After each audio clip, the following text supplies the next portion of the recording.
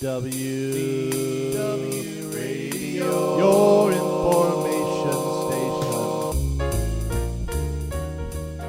Hello, everybody, and welcome to the WDW NewsCast. Today is Wednesday, March 30th, 2011. I am your host, Lou Mongello, author of the Walt Disney World Trivia Books, the audio guides to Walt Disney World, publisher of Celebrations Magazine, and host of WDW Radio. Be sure and join us every Wednesday night at 7:30 p.m. Eastern at WDWNewsCast.com for a live interactive discussion about this week's Walt Disney World news. You can be part of the newscast right in the chat room, and if you can't catch it live, you can always watch it at WDWRadio.com or comment on the blog over at YouTube.com/WDWRadio. Be sure and get notified of upcoming live events, other things going on by following me over at Twitter. I'm twitter.com/Lou Mongello, and join the friend page at Facebook. It's facebook.com/WDW Radio. This week's newscast is brought to you by our friends over at touringplans.com. They are really the brains and the research team behind the unofficial guide to Walt Disney World. On the site, you're going to find the crown calendar with the best parks to visit, the most crowded parks to avoid every day of the year. They are also going to have how crowded the parks are going to be, 150 plus touring plans for Walt Disney World and for Disneyland. And don't forget, you can also take touring plans with you into the parks on your smartphone with their new Lions application. It has actual and fast pass wait times, lots more. Be sure to go check them out over at touringplans.com. So in this week's news, there's one thing I want to talk about. Really hasn't started yet, but people are starting to get a sneak peek because the new meet and greet and really the home for Mickey Mouse and the Disney princesses experienced a soft opening today. Tomorrow, actually on Friday, April 1st, is going to be the official grand opening of the new homes for Mickey, Minnie, Cinderella, Aurora, and Belle over in Town Square at the former home of the Expo Hall. And I don't want to spoil for you a lot of what's going on inside. First of all, because I haven't experienced it personally. And second, I want you guys to be surprised when you see it. However, I did have a couple of pictures I wanted to share of the location for you. As you can see, it's still sponsored by Kodak, but the Town Square Exposition Hall is now known as the Town Square Theater. You can also see fast pass wait times both for Mickey on the right and the princesses on the left. So you can actually go and get fast passes for meet and greet characters. Really the first time they've ever done that. Inside, there is a huge expansive lobby, and you can see how long they're already planning for the queue to be. They've done a beautiful job keeping that Victorian theme, but there's a lot of velvet ropes and stanchions going back and forth. So even with the fast pass, I'm very curious to see how long these lines, how long these waits are going to be, and can you sort of line up, can you queue up standby without getting a fast pass? A couple other things that have been revealed from some people who were there today and sent me some tweets and some messages was that just like we saw on the Disney Dream, and as we expected this to start happening in the theme parks, possibly even the resorts, Enchanted Art is going to be found in the queue as well. Again, here, don't want to spoil it for you, so I just have a still image instead of a video, but this is what appears to be sort of a movie poster or a performance poster, but as you walk in front of it, it does come to life. One thing I want to talk to people about who are in the chat is, do you like these things? Do you like this idea of this virtual art like the Dream? Do you want to see more of that in the theme park? You know, for those who cruised and did experience it, did it enhance your experience, or did it seem intrusive on the experience at all? I know for a lot of us, we enjoyed the surprises and the incredible use of technology as you wandered around the ship. Again, not wanting to spoil the entire location for you, but here's what the Mickey and Minnie meet and greet is going to look like inside the Town Square Theater. There's also a separate one for each of the princesses. And of course, you exit out into a gift shop. But one thing that I have noticed, and I've seen both in the pictures and from what people have been telling me online, is that there is a significant amount, of detail, both on the exterior and in the queue. Mickey is sort of dressed up like a magician, so you're going to see Magician Mickey in his dressing room instead of in his home in Toontown, but there are a lot of references to classic Mickey, classic animated films, Fantasia, things from the 20s and the 30s and the 40s, which I like, but it also very much certainly fits in with the time, the location, and the story of Walt Disney World's Main Street, USA. You'll see the date on the building as 1901, which puts it squarely in the middle of where Town Square should be in Main Street, USA. Of course, to learn more about the story of Main Street, USA, I will shamelessly plug the audio guide to Walt Disney World Main Street, USA CD, which you can get on iTunes or at WDWRadio.com.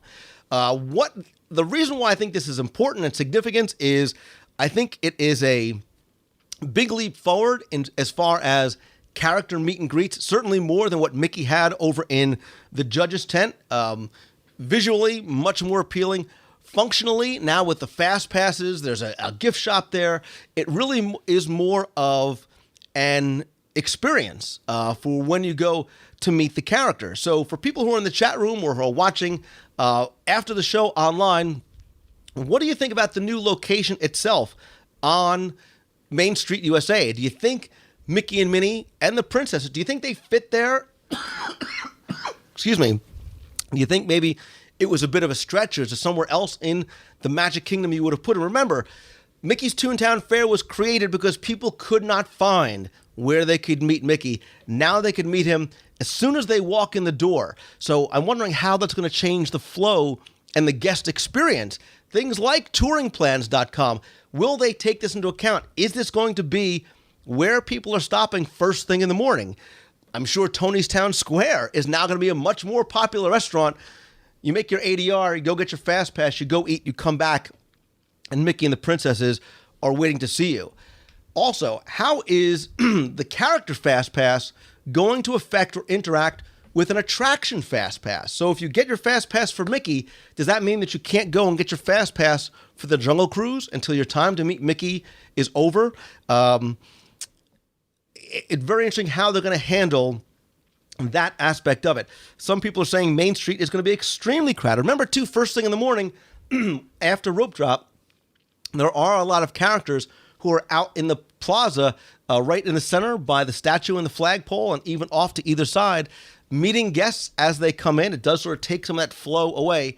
Now I wonder how this is going to affect people's ability to get through or how they tour the parks. People are suspecting that there may be a bottleneck on Main Street. Will people even know right off the bat that that's where they're supposed to go to meet Mickey and Minnie? There was no sign, at least that I saw outside. I'm wondering if they're going to have some sort of sandwich board sign out there letting people know this is Mickey and the Princess's new home. This is where you go and meet them. Again, you're going to be sort of stopped before even hitting any attractions to go ahead and start seeing. So I'm wondering if the left side, right side, because of where it's going to be, I think a lot of people tend to enter on the right. Is that going to be sort of a little more crowded than if you enter on the left side? Or are they going to do something to work on that flow? Again, I think time is very much going to tell. Is this the first of a trend that we're going to see towards character meet and greet locations with Fast Pass times? Or is this more of an experiment?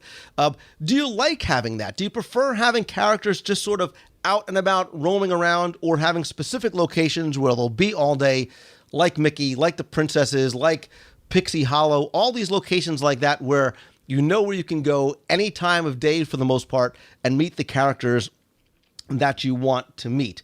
CDN Mommy says she hopes it's a trend. Excuse me. Malarkey One makes a good point. Do you think they're going to enforce the hour window for the character Fast Pass? Disney Fan 316 thinks people are certainly going to do their research. And Disney 3 likes both options. Both having them in the parks is magical, but knowing where they are is a benefit too. I very much like that sort of unexpected surprise when all of a sudden Rafiki shows up in Adventureland, or whatever it might be, showing up in a certain land. I think some of those surprises and the things outside are a lot of fun as well. Rianne and Tony like those random interactions with characters. I certainly agree. Disney 05, will it interfere with people going to Tony's Town Square? I don't think so, because Tony's is way off to the left, so it's going to have a separate entrance really from the main entrance to the theater. So for people who are in chatting, and again, I want you to please come by in youtube.com/WDW Radio.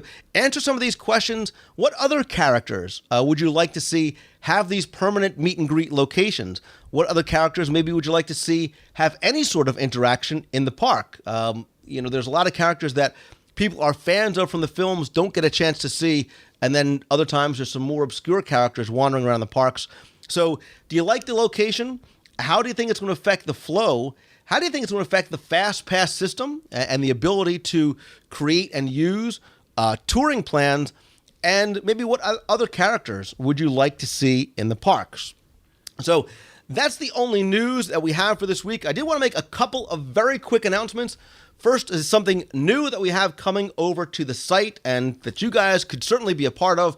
And then something that'll take place next week, a new live broadcast coming on next week.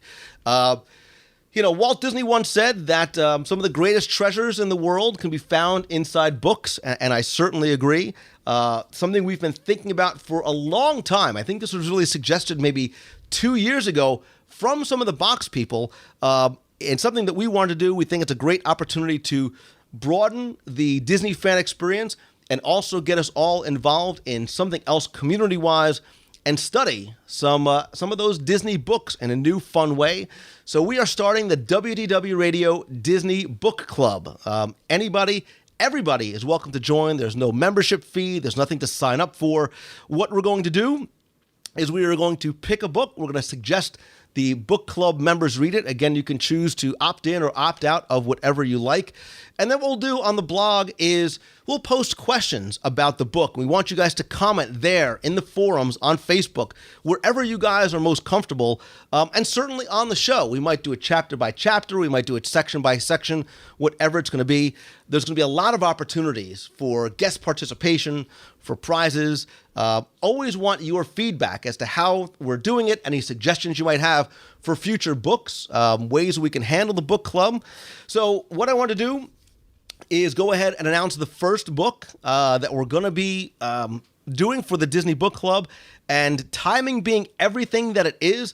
The first book comes from a friend of mine and a friend of the show, and it is Ridley Pearson's new book, Kingdom Keepers 4 Power Play. It is the latest in the very, very popular Kingdom Keepers series that takes place inside Walt Disney World. The book comes out next Tuesday, April 5th. We thought it was a great way to kick off the book club with somebody who's been on the show before, with a book that takes place in and about Walt Disney World. So what we're going to do is this. In order to give you time to order and to get the book, which here is the cover. We will give you time to get the book, do a little bit of reading, and then what we'll do is we'll publish a blog update with discussion questions. We'll have links to additional information on some of the people and events mentioned in each chapter, so you can learn a little bit more. And who knows, maybe we'll have Ridley come on the show to talk about the book, maybe even join us one night in one of the live chats. Maybe we'll get Ridley on, excuse me, either in person or maybe we'll do a video conference and have Ridley come on, give you a chance to talk to him. Hopefully we can do that with additional books and additional authors as well. What I will do is I will put a link. I think I have it. Let's see. I'm going to put a link right here to where you can go to Amazon.com. In the chat room, you can order the book there. That is an affiliate link. I get like 6 cents if you order the book from there, but any help and support, as long as you order the book from Amazon, you might as well order it from there. I'm really, really looking forward to this. Again, I saw a lot of people in the chat excited about it. You don't need to have read the first other 3 books in order to catch up on what's going on. I would suggest at least reading the first one so you get an idea of the characters and some of the technology and the terminology that's used in the books. They are fun, very, very simple read. A lot of you can probably get it done in one night. It's sort of positioned as a book for teens or tweens, but I'm finding that more adults seem to be reading and enjoying the books than the kids do. And if the line outside of Ridley Pearson's book signing in Walt Disney World last year was any indication, certainly adults seem to have enjoyed them. I've read the first 2.5. I will eventually get to finishing the third. Certainly going to be there to get the fourth book again, Kingdom Keepers 4 Power Play. That actually leads me into my next announcement, which is the next live broadcast is actually not going to take place next Wednesday night at 7:30, although I am planning on doing a newscast then. But Ridley Pearson is going to be in Walt Disney World next week, April 4th and 5th, and we will be there live with Ridley Pearson on Monday, April 4th, starting at about 4 p.m., and we will do a live video broadcast right from his book signing in downtown Disney. If you are in the area, please come by and say hi, get a chance to meet Ridley, get your book signed. He's a wonderful guy, really enjoys talking with and meeting his fans and his readers. So please come down. We had a great time last year doing that. We'll start around 4. We'll go for however long we can go until he or they decide to kick us out or you guys leave the box. But yeah, we had a we had a blast last year doing it. And Ridley is such a great dynamic guy. He really has a good time interacting with you guys as well. Again, you can watch that Monday, April 4th, starting about 4 o'clock p.m. over at WDWRadioLive.com. So that is going to do it, for this week's newscast. Thank you very much for watching. Thanks for interacting if you're watching live in the chat room, or even if you are watching on YouTube, on WDW Radio, or listening to the audio-only portion in the iTunes feed. Thanks again to our sponsor, TouringPlans.com, for sponsoring this and every newscast. Don't forget to come by, visit the website over at WDWRadio.com, or subscribe in iTunes. On the site, you'll find the blog, photo galleries, fun, friendly, family-friendly, and safe discussion forums, the WDW Radio shop, where you can buy the audio guides to Walt Disney World, the Walt Disney World trivia books, download the free WDW Radio iPhone app, and lots more. My voice is going, but I appreciate you guys standing by with me in the chat room tonight. I hope to see you. I hope you decide to come and be a part of the first and the rest of the books that we're going to explore in the Disney Book Club. Stay tuned to Twitter and Facebook for when we put up the blog post exactly with more information. Again, you can also get Ridley Pearson's book, Kingdom Keepers 4, on Amazon.com. So until next week, don't forget, 7:30 p.m. every Wednesday at WDWNewsCast.com. I am Lou Mangello from WDW Radio. Thanks again for watching. See ya.